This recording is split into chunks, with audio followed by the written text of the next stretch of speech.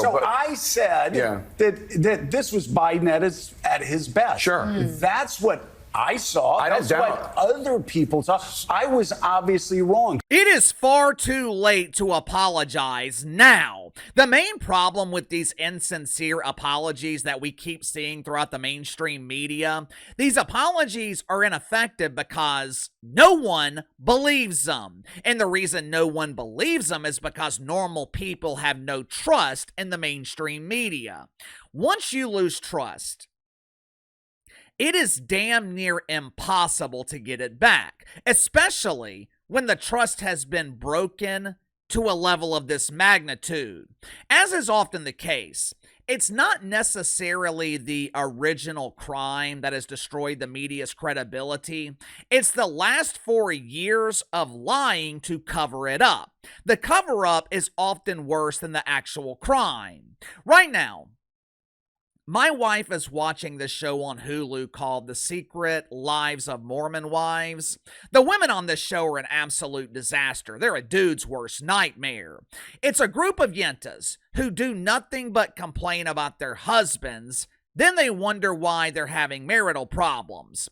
They're nosy, they're all up in each other's business, all up in each other's marriages. They're constantly talking about girl power. Our group is here to empower strong, independent women. All my women independent, why are you so unhappy?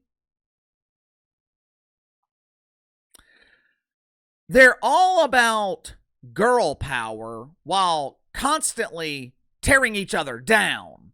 My wife looks over at me last night and says, I can't believe these women. They're constantly bashing their own husbands. It's like a man-hating club. I would never let my friends come between my marriage.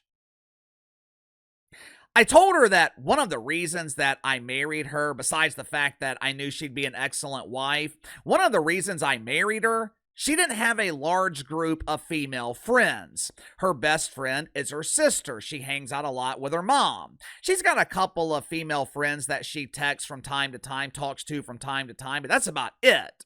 All my young men out there who are dating right now, let Uncle KC give you some valuable wisdom.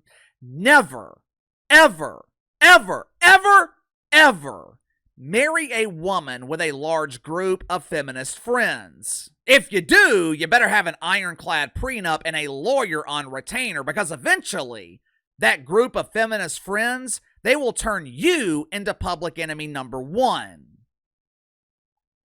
Anyway, there's this girl on the show that had a kid out of wedlock with her boyfriend. Ironically enough, she's one of the only women on the show that's somewhat likable. Long story short, he was involved with another woman when they started dating, and they weren't really all that serious. She found out about it in the beginning of their relationship, and he told her a partial truth. Basically, he served her a shit sandwich. We kissed, but that was it. I don't love her, baby. I love you.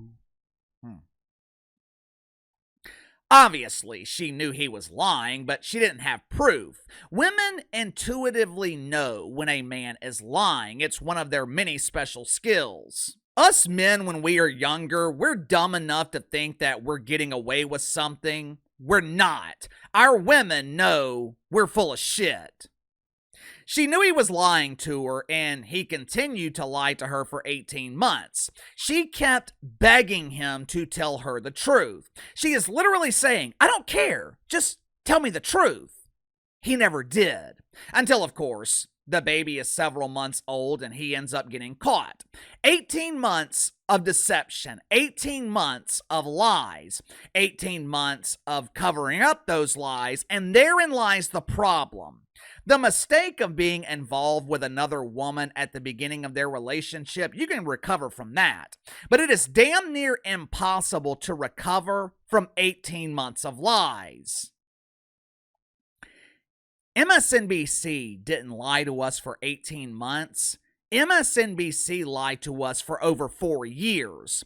Once they were busted in their lies, they were suddenly willing to tell the truth. They were willing to own their mistakes. They were willing to apologize. Problem for MSNBC, by the time they were willing to admit their mistakes, no one was willing to listen. Make sure to like and subscribe. You can follow me on Twitter at KC_BTL84. Link to the second channel is in the description below. Today on the second channel, going to be talking about the WNBA honoring George Floyd this weekend. I briefly mentioned it yesterday. We'll go into more detail today on the second channel. The WNBA set up a memorial for George Floyd and no one showed up to see it. You know, instead of honoring George Floyd, the WNBA should have been honoring our military veterans who gave their lives to protect our country. They should have been honoring their families who lost loved ones, who gave the ultimate sacrifice so I have the opportunity to be here every day doing what I love to do. I know Memorial Day has kind of turned into the unofficial start to summer. To hell with the summer. If you live in the South, summer is absolutely miserable. But the real reason for Memorial Day, it is to honor those who sacrificed their lives so I could sit in front of this camera and not have to worry about being incarcerated for criticizing Johnny B. Biden. So I hope you guys enjoy your Memorial Day, and I appreciate you spending some of it with me. And a special shout out to Andre, one of my channel members. He is third generation military. His family has been serving our country longer than most of us have been alive.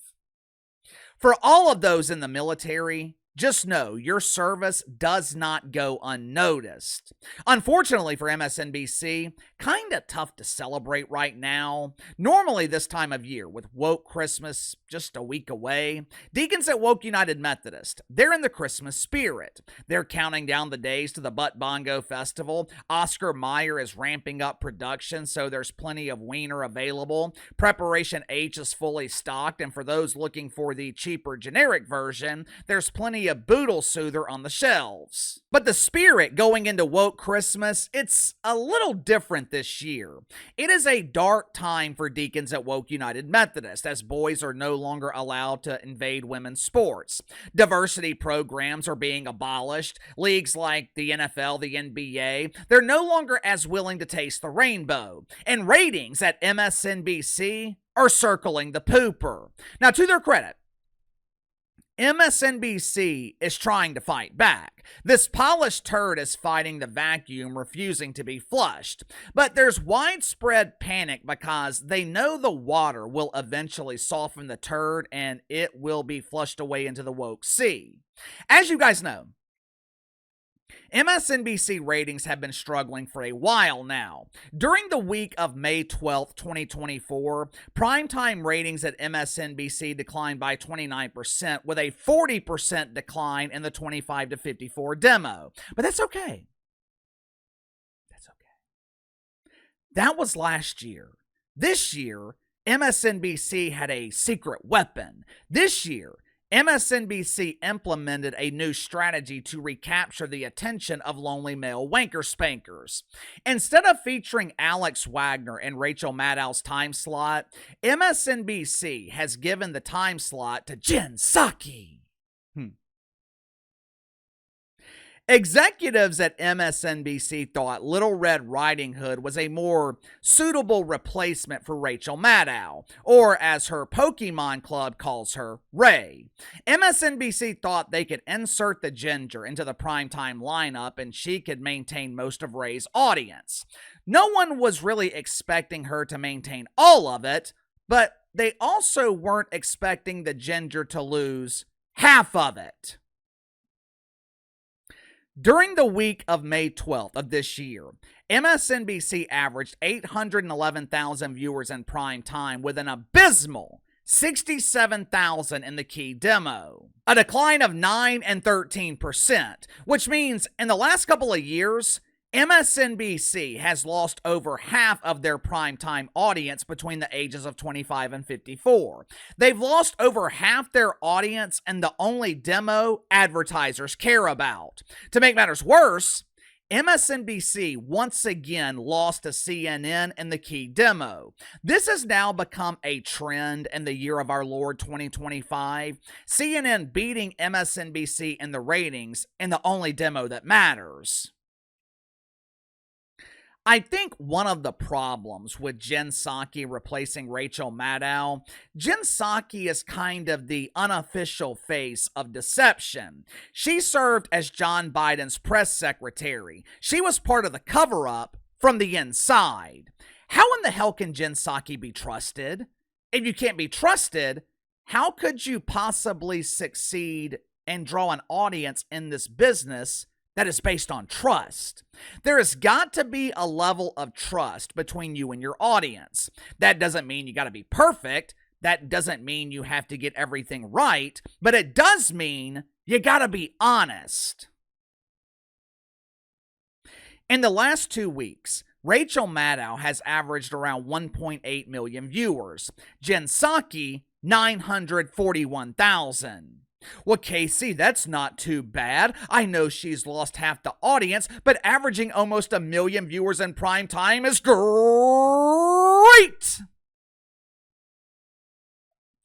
Well, a 50% decline is never good, but you're right. Nearly 1 million viewers in prime time, that's respectable. But Jen Psaki has the exact same problem that is plaguing the rest of the network. The ginger can't attract viewers in the key demo.